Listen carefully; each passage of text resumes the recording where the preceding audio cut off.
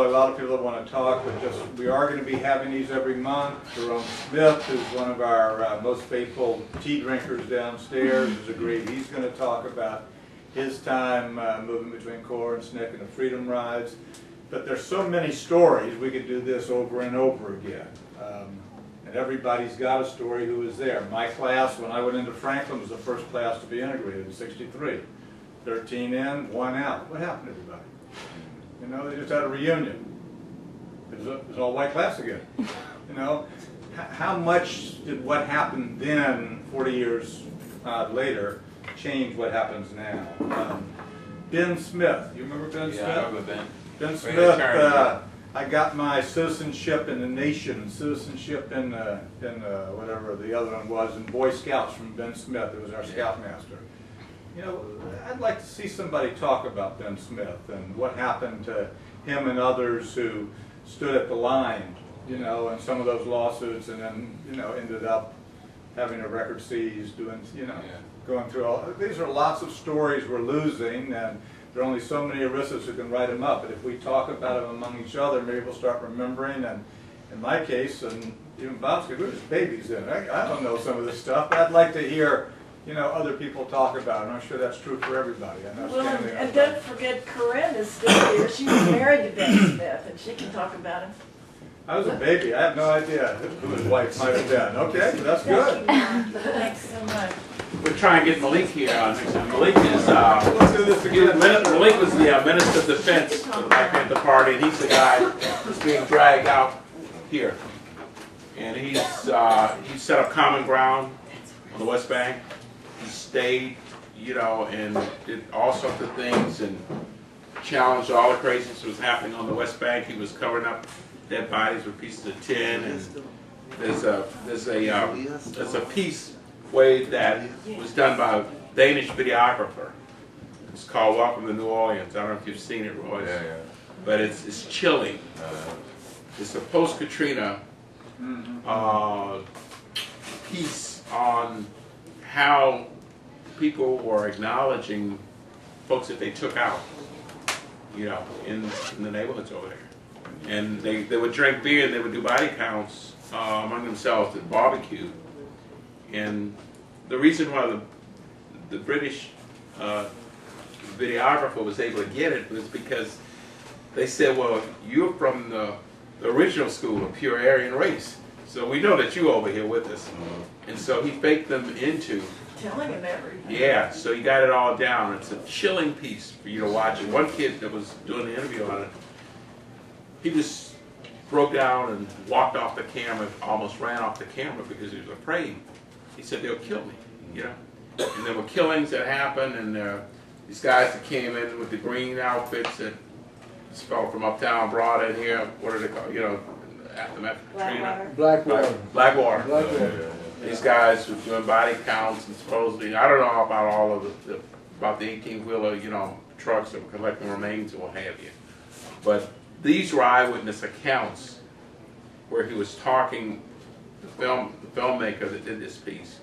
And Malik has done that, but Malik is still an activist. They're common ground. He worked with the folks who are out across from City Hall, and he travels all over the country now, speaking. He gets law students come down, and he did a garden out in New Orleans East. He's just a full-time activist. The heart the size of this room, good guy. So we'll get him in here one night. Yeah. Good seeing y'all.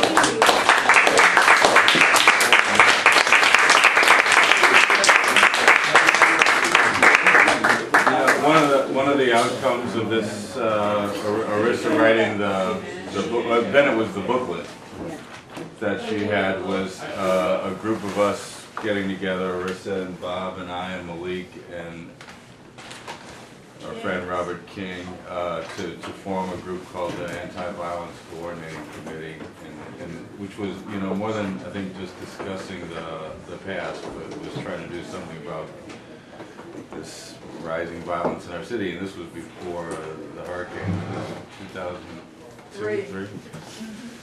And then talk about the forum too. And this was yeah, that was That's Bob Really and amazing Malik evening, hugging each other. bringing together some of the people who were involved in that showdown, including the mayor, and people who were on opposite sides of that showdown, having them all together on a forum to tell their sides of the story, and ultimately, you know, understanding what, you know, each one was dealing with, because I don't think Malik and Bob would have really been, they wouldn't have been friends, nor you, or maybe you would have, but, you know, I was looking at your, on your timeline, which I think is great, and you have a couple of things that I recognize because Carnival is my thing, but where you mentioned the blackout of Carnival in 1960. That's right. And that was you saying, black oh, people boys again. to give up Mardi Gras is a big deal. Going back 300 years, but and that blackout had to do with the ladies who integrated the schools.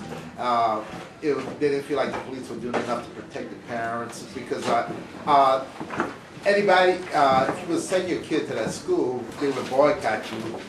Even white people would lose their jobs and everything if they would send their kids to that school. So, you know, and that was just one of the many things that were going on there. So that idea was to, you know, all the black clubs, and there was the United Clubs. The United Clubs. That was going with Dr. to, Leonard instead Burns. of spending all their money on Carnival, which we all wind up doing. Yeah. They were going to donate their money to SNCC and the NAACP and Right, other that's organizations right. to, you know, to do something about these problems. And at first Zulu was with it. Zulu was with the blackout. They were gonna boycott Mardi Gras in 1961. Skiro got a few of them though too. They eventually the mayor and the police chief paid a visit to Zulu and somehow talked them into, you know, not boycotting the parade. They talked them into rolling on Mardi Gras, and even though they had to then march with police dogs with the parade along the parade route because they were afraid people were gonna, you know, attack the Zulu parade because they were sellouts or whatever. But I think the idea was that the mayor and the police chief didn't want to. They're trying to prove that New Orleans was normal, yeah, which it wasn't. It was fine here. You know? We I don't mean, have those problems like Birmingham. Because and plus they had a boycott from November all the way up to Mardi Gras, leading up to that. So, and the city was losing a lot of tourist money, etc., because of how nasty it was. Even John Steinbeck was there and said he could, and he used to come to New Orleans, but he said he could no longer go to Galatoire's for omelet and champagne, and he could dance on somebody's grave after seeing all the violence that was being done to the students, etc. But and after that, well, then there was a big backlash against Zulu, and Zulu lost most of its membership. They went down to like 17 guys at And one then point.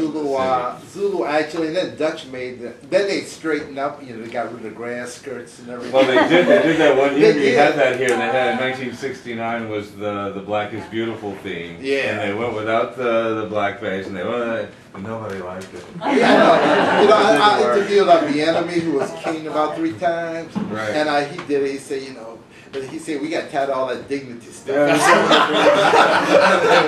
they went back to blackface. And that was it.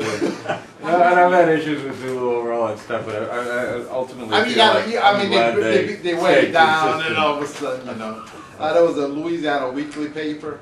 They had this was in the 40s, but they had this picture. This was about against Zulu, but they had a picture of all these people in Africa, and they all have on suits and ties, and they're all Zulus. So There's a story Lomas Eli told, and this was in the 80s, when somebody went to the Zulu ball dressed in African garb, like really formal African garb, and they turned them away. That's not allowed.